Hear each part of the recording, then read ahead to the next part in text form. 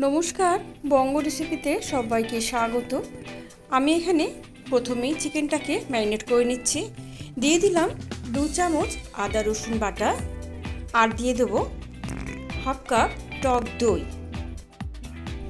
দিয়ে দিচ্ছি পরিমাণ মতো নুন, আদা রসুন বাটা আর টক দইটা দিয়ে ভালো করে মাখিয়ে নেব।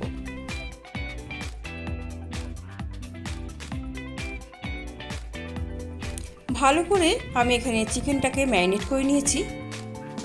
চিকেনটা রান্না করার জন্য আমি এখানে প্রথমে নিয়ে নিয়েছি 2টো বড় সাইজের পেঁয়াজ, একটু বড় করে কেটে নিয়েছি যেহেতু আমি এটাকে সেদ্ধ করব। কড়াইতে আগে থেকেই আমি জলটা গরম করতে বসে রেখেছিলাম।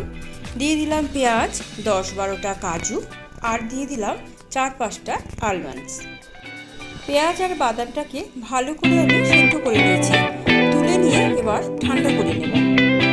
একটা আলাদা জায়গাতে তুলে নিয়ে কিছুটা ঠান্ডা জল দিয়ে আমি এই পেঁয়াজ আর বাদামটাকে ঠান্ডা করে নিচ্ছি।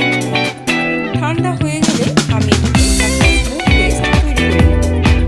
এবারে আমি গ্যাসেতে কড়াই বসিয়ে দিয়ে দিলাম সাদা তেল, আর দিয়ে দিচ্ছি গোটা গরম মশলা আর জৈত্রী, আর দিয়ে দেবো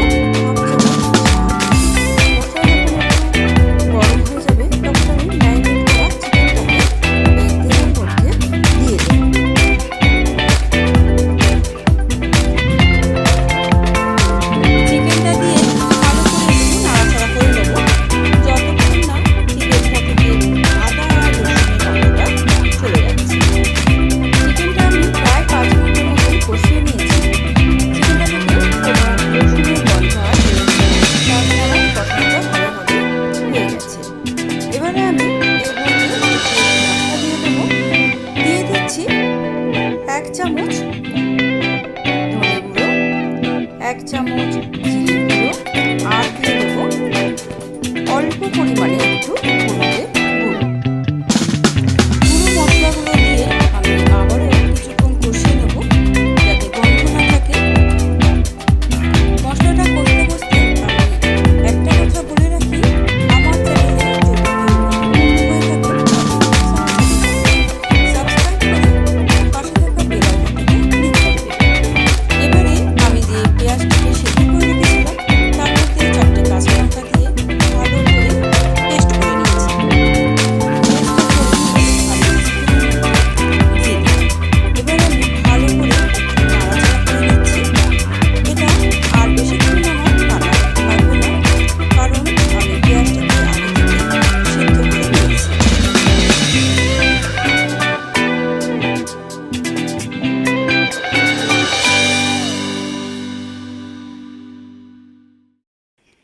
ভালো করে নাড়াচাড়া করে নিয়ে আমি এবার একটা ঢাকা দিয়ে চিকেনটাকে সেদ্ধ করে নেব।